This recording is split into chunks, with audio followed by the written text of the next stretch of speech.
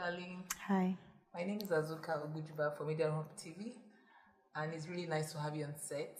Thank you. And how's our baby Kingy? How's he doing? He's doing really well. I was just wondering, motherhood is what every woman looks forward to, and I mean, he's the first child. So has it been like, like when you had him and you saw him and they gave him to you? What was that first feeling? The feeling was really strange. I'd say strange because I saw my heart on my arms. Carrying my son is like carrying my own heart, and I heard his heartbeat. I was so happy. I was so overwhelmed, and I loved it every minute till date. So, I mean, when you had him, did you think? Were you thinking? Did you think about how if it was going to disturb your career, or you just didn't care about career for that period of time? Truthfully, I didn't have any other thoughts apart from being a mother.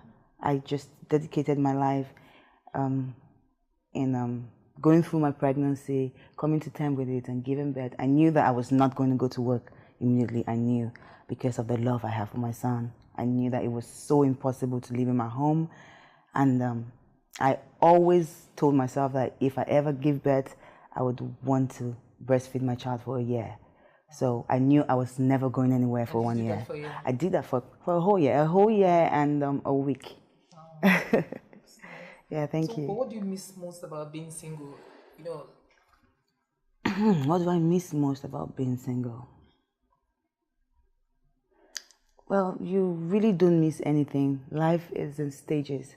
When it's time for you to be single, you'll be single. When it's time for you to be married, you'll be married. When it's time for you to elevate into another stage of your life, you would. So I would not say I missed anything being single.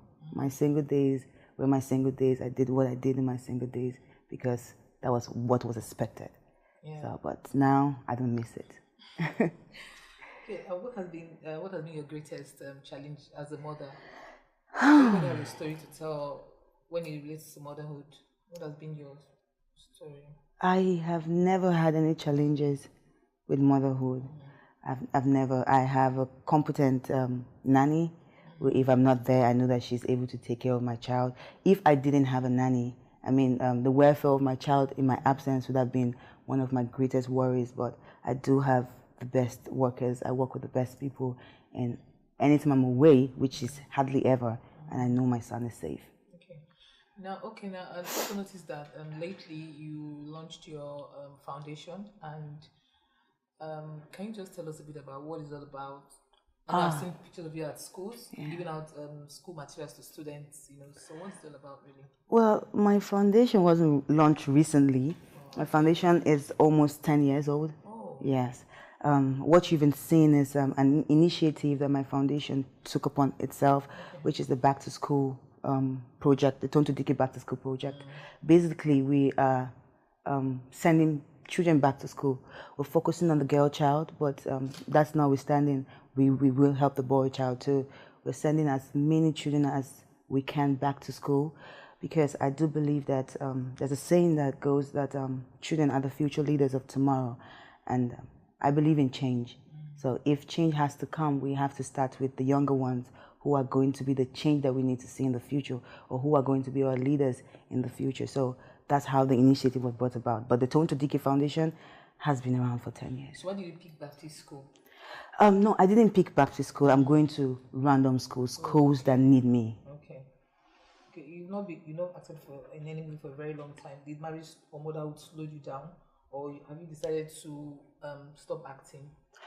No, before I had my child, I actually slowed down on that because of personal reasons. I needed to find myself. I needed to know what it is that I wanted. I was blocked. I was blocked emotionally. I was blocked spiritually.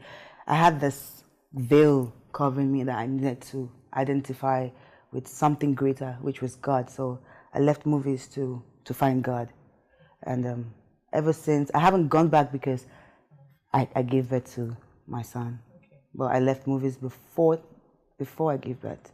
Okay. But that's not saying that I'm off the screen forever. I am coming back.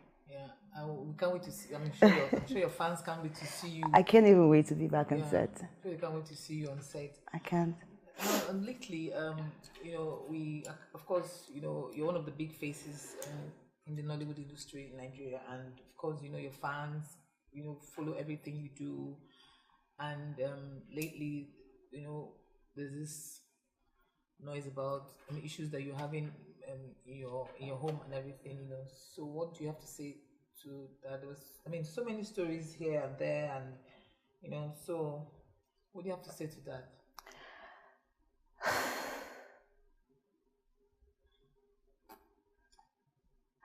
I've read them too. I've seen them too. And truly the hurt, that's the word I can quantify how I feel about it. And like you rightly said, it is only because I'm a public figure that everything is out there. In all of this, I'm just praying for strength. I'm praying for wisdom. I'm praying for everything that I can to move on and go ahead. It's a bitter experience for me to air. Being here alone, it's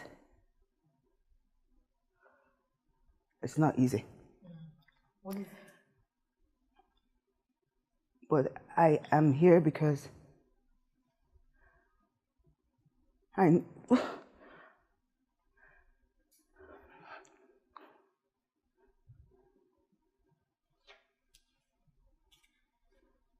here because I believe that I'll be helping someone somewhere.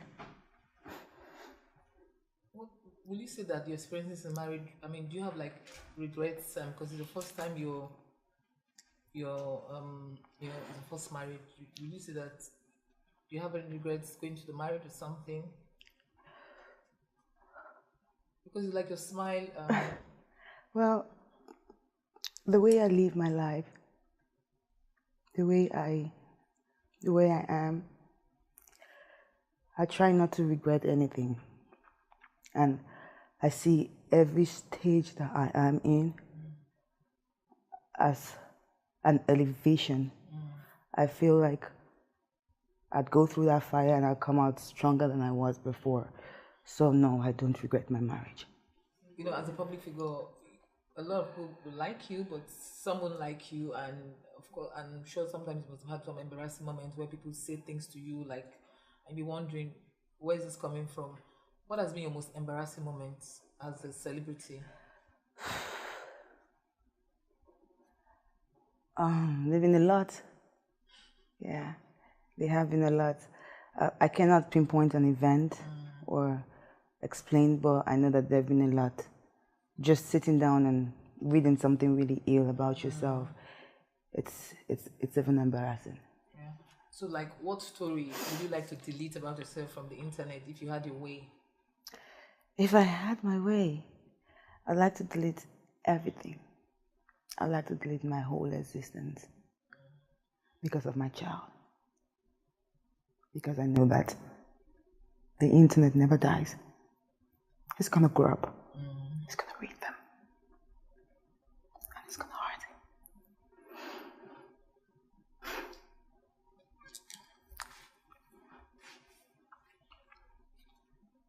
Tell us, everybody can be in your world though, so tell us something about you that people don't really know. Like, tell us a secret that people don't know about you. Your person who is tonto dikeh. But I think that people don't know that I am born again. I have been born again for a long time. I did backslide at some point, but I found my way back to God, and it's been amazing. It's been so wonderful. I think that's what people don't know. What church do you attend? I attend Mountain of Fire, but I do have 2 other pastors from 2 great churches that pray with me always. But I attend Mountain of Fire. Wow. So what do you miss most as a person? Well, it's very hard for me to be away from my child. This is the second time, right? Second time I have been away from him. The first time was when I went to Warri. It's very hard to stay away from him. It's really very hard because he's very clingy. And that's why I have this picture of me everywhere I go. Oh, yeah. Can I see it? Oh, that's so cute. Yeah. What's your biggest life lesson? Because we learn every day there's something that happens to you that, when you're about to make the same mistake again, you're like, oh, this has happened before. Let me let me be careful. What has been your biggest life lesson?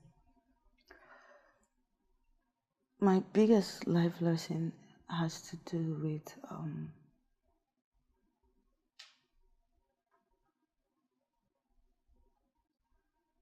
really has to do with not letting anything bother me.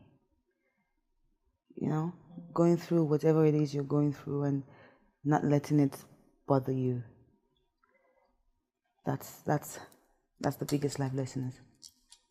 And of course, people that don't really know you very well must have had a lot of wrong misconception about you. So what is which one really how you hear something about you that is not true and it really, really makes you cry? Which one has really brought you so close to tears?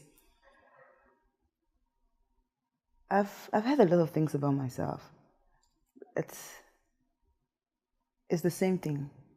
It never changes. But something that has really, really hurt me in recent times is someone coming out to associate me with drugs, with drugs as a mother. That hurt me so much. Hurt me so much because nobody sees how good of a mother I am. Nobody knows the sacrifices I've made for my son. I have a file at home. I do a drug test almost every month, and I write a letter to my son. And I put it.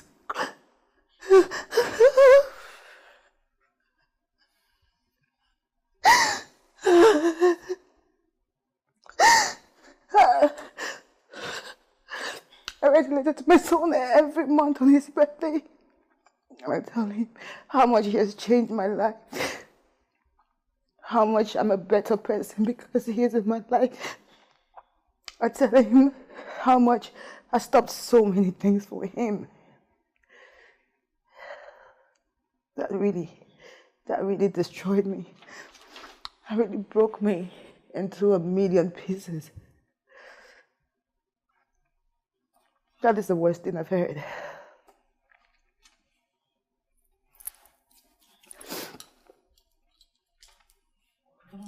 Well, recently I actually followed your social media I don't know what to call them, rants explanation, when you had to explain to some people that things that happen in your married life. When you said you had to treat a lot of STDs because of your husband. How, I don't know,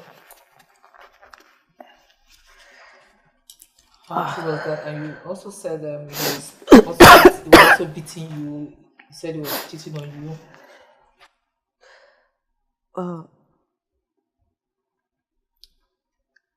First of all, I'd like to say that this interview is not to discredit my husband, or rather my ex-husband in any way. It's not to bring him down. It's not to make people hate him. It's not to throw dirt on him. If it's anything I'm doing this for, it's so that he can be a better man. And like I said, so that somebody somewhere would be able to learn from this, from what I'm going through. And with that note, there are some things I would not like to re-discuss. I did post something about it yesterday. I am not taking back my words because it is not a lie. But I would not promote it. I would not go ahead and embarrass my husband in that manner, even if I have. I would like that to just end. The domestic violence, it's real. It's real. How I live to suffer it and go through it over and over again. I do not understand. But a lot of people have blamed me. A lot of people have said a lot of things. I have read a lot of things. I stayed back in my marriage, not because of my child, because I believe that you cannot be abused or you cannot leave a child in the environment where there is abuse and you claim that you're doing it for your child. No. I stayed because I was doing it for myself. I stayed because I loved my husband with all of my heart. I stayed because he had begged me to stay a couple of times. I stayed because I just didn't want to give up. I didn't want to give up on the marriage just like that. People change. You know, people change. I changed. Did you seek counseling from your pastors? I mean, what do you like? Yes, we have. We have. Anytime things like this happen, my husband comes up with a pastor who is always in the house the next day or 2 days later, who is begging, who is doing stuff. Yes, but we have never had a real counseling. Never, never. Because he wouldn't even accept that he's doing it. That's the worst. That's the worst. That he's never going to accept that he's doing it. And I keep asking him, if you are so ashamed, if you are so ashamed of what you do to me, why do you do it? Can I have my phone, please? I have pictures. I have videos. I have everything to prove my domestic violence. I also have pictures in Ghana. The Nigerian embassy in Ghana has pictures of me. I had to run to them at some point. The reason I can't even release those pictures is because I'm stuck naked. I'm stuck naked, and they had to video me, and they had to snap, and my husband has humiliated me so much with this, and for anybody to tell me that I'm lying against my husband, that even hurts me more. That even hurts me more. Were you guys on holiday in Ghana or something? Yes, we were. He stays in Ghana too. Okay. One of the things I also heard was that I heard out there. I said I was going to ask you when I talked to you was that his mom caught you smoking marijuana.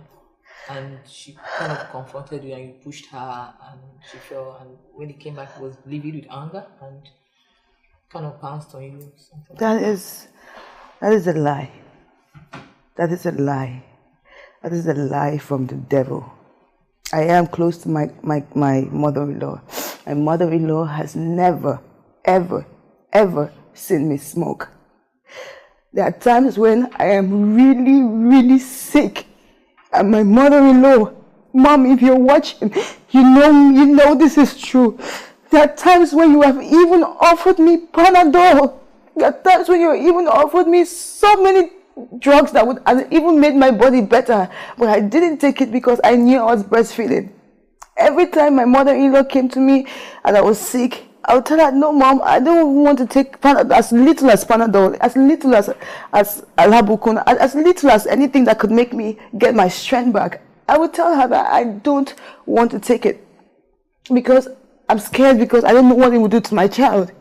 My mother-in-law has never, ever, and I'm saying this with God, put in this, that she has never caught me ever smoking.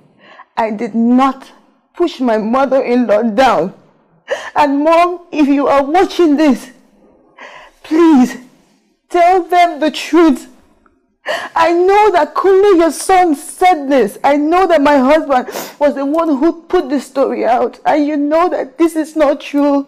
And you know that you are a woman like me. You know so well that you are a woman like me. And you said I am your daughter. And I don't even want to believe you said this, Mom. I don't want to believe you said this. I'll ignore it.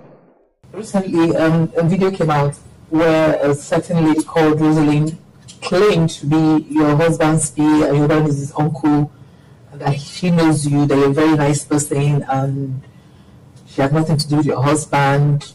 And also recently, your husband's birthday, she's actually celebrating it very well on her Instagram page. And when Churchill Foundation announced to the world that Prince is now the ambassador, she was there. What do you have to say to her claims? First of all, I don't know her. I'm aware of her. I'm aware that she's sleeping with my husband. I'm aware that my husband is taking care of her. I am also aware that she is the reason my husband abandoned his son and me for close to 2 months. Just before the big foundation thing we did in December, I'm aware that that's the reason he abandoned his family, because he took her on the trip. No, she is not my husband's sister. My husband is not her brother. She doesn't know me. Like I said, I have seen her before. I have never even spoken to my husband about her before. But I do know their story. And I do know that they're in love. It's not just a relationship. Recently, I think she also, for her birthday, she posted this this big car, this Jeep, on her Instagram handle that also went viral. My husband bought that car for her. My husband is responsible for her.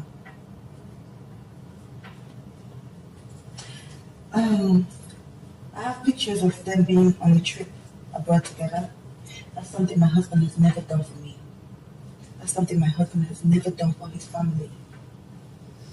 Where that hurts me more is because I watch my husband make every single dime that he owns. I know the sacrifices that I need for my family. I know the sacrifices that I have made. And all I expected was just for you to at least be good to your family. It was not the first time. It's not the first time. I've practically dragged someone off my husband's private part before. So, women are not my problem with my husband. Women are not. And I'm not upset about it. I don't hate these women. I don't even want to glorify them and their act. I was once single. I'm not a saint. So, they are not my problem at all. I forgive them. I forgive all of you. I'm telling you the truth. With the love of God in my heart, I forgive you. I forgive you. But don't lie about it. Just keep quiet and just move on. The allegations about some women that he was also dating that had kids for him. Is it true that he has kids outside his home? And yes, my son is not the first child my husband has, and that was one of the major concerns in my marriage. The early part of it, because he lied to me about not having a child. He even lied to me about not being married. I didn't even know he was married until the day they posted the picture of the wedding. He didn't tell me he had a child. He always lied about it. I don't know how I found out, but I did find out. Recently, 2 women have contacted me that they have children for my husband. But I cannot verify it. Like I said, this interview is not to throw dirt on my husband. I cannot verify it. One of them said that her child is 9 months old. The other said her child is 2 years. But I can't verify it, just like I can't verify the gay claims on him. I have no knowledge about it. That this alleged that he's bisexual. I have no knowledge about it. I don't know if it's true or if it's not true. But I don't know anything about it. So, from everything that happened, do you think that in the future you guys might work out things, or or just feel that you just want to move on with your life? For me, if he's really repents today and you can tell he's changed, he's a Christian, would you like? I don't know what the future holds. But I just want to be strong for my son. I have moved on already. I just want to be strong for my son. I want this phase of my life to be over because it's preventing me from doing greater things. Every day I go on the internet and reading one things, it's all dragging me back. There are huge projects I'm supposed to be embarking on, but this is taking my life backwards. I don't know if I'm going to go back to my relationship. That's a big impossibility right now, a big one. I'm not praying to go back to my relationship. I'm just praying for a change for my son. I just want a cordial relationship for my son. He's hurt me so much in so many ways. It's crazy how this man keeps hurting me every single day. Because every day I keep hearing things, I keep seeing things. People from him are talking. Just 2 days ago, he moves men, elders away from my village. Men that don't even leave their thrones. Men that don't leave their seats. He brought all of them to Abuja, asking them to beg me. And 2 hours later, I saw a post of one Mr. Pauls assuming to be his manager, saying that I lied about my husband, that I had cars, I had my husband's money with me. I do not have my husband's money with me. I don't have any property that belongs to my husband. I left my home with nothing, absolutely nothing. The clothes I wear today, UT gave them to me because I left my home with nothing. I called her up one day. I was in so much pain. I was in so much pain. And I was just thinking of all the verbal abuse and everything that my husband says to me. And I felt so ugly. I felt so unworthy. I felt less than a human being. And I called Yeti up and I sent her a message. And I said that I wanted to feel powerful. And I wanted to feel beautiful.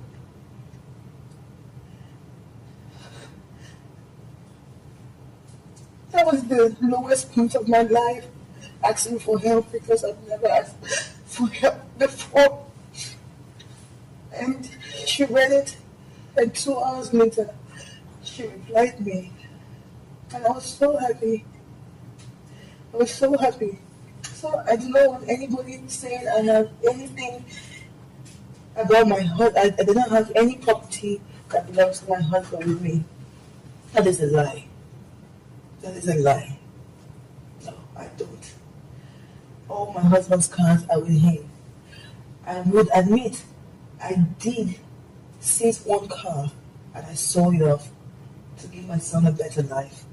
But I also have text messages on my phone proving that I'm being threatened. Proving that he said that the car was not mine and I had to return it. That they have police everywhere looking for the car. I have those proofs here. There's nothing I come out to say about my husband that I do not have a proof for. We don't have a proof. Sorry to cut you this time around. He also presented the car that he bought for your son for his birthday. So the car was, did your son receive the car? My husband never bought a car for my son on his birthday. The picture that was shown on the internet was a picture that has been very old. I took that picture, I live with my son, and I did not own a car. I live on Uber, and that's how I take my son to school and bring him back from school. That's how I run my home right now. We do not have any car owned by my husband with us. Tonto, I really appreciate the fact that you came on our set, and I don't know what to say. I'm just I'm stunned, and I don't know what to ask you anymore, really. And I think I just want to end this thing here right now. What advice do you have to give to women going through what you're going through in their homes?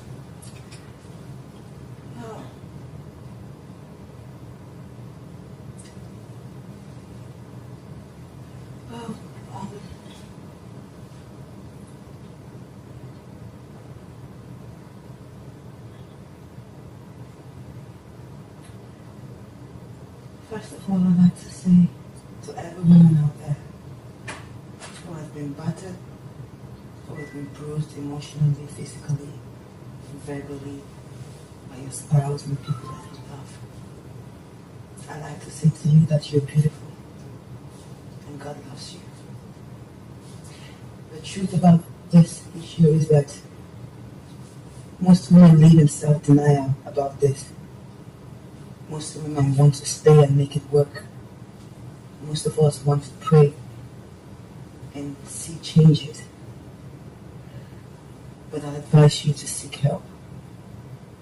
Because in as much as you give yourself the idea that you're staying because of your children, or that you are in this relationship because you want to give your children a better life, you're actually really hurting them. If an abuser never saw anyone get abused, he wouldn't grow up to be an abuser.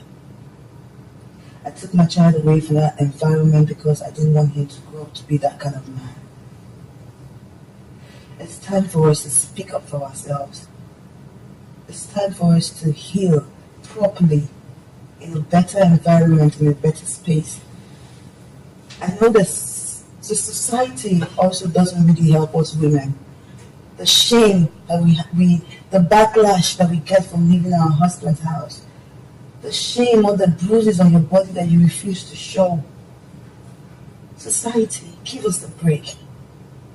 We are also humans too. We need to heal. We need to tell our stories. I said it right from the first time I granted this.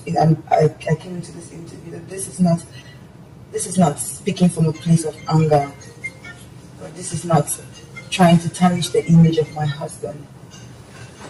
If my story out there gets to just one person and heals one person, I'm okay with that. I'm speaking up for all women. I'm speaking up today to say enough is enough.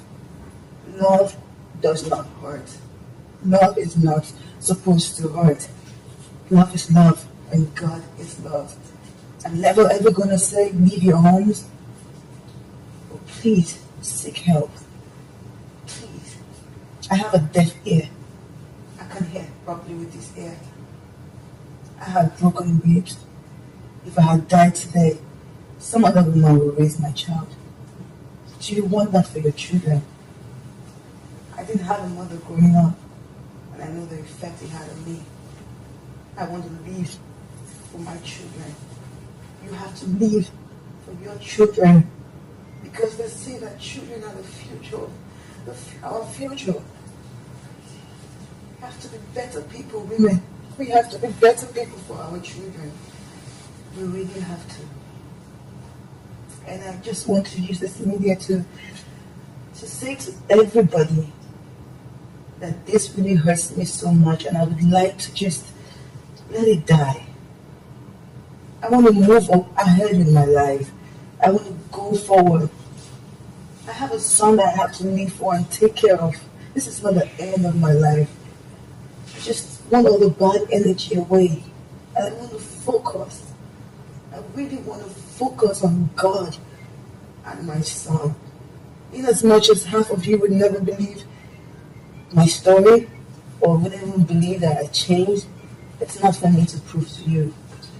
It's not for me to prove to you. I have everything to prove to myself and my son. And I just also want to say thank you for every woman out there who has sent me a message, called me, DM'd me. I have been reading everything, and I'd like to say that you all have been one of my biggest source of inspiration. I also like to thank Miss Bimbo Coker, my husband's first wife. She has been amazing. We talk like sisters, and her words have healed me so much, much more than any family member I've talked to, because she's been in that position.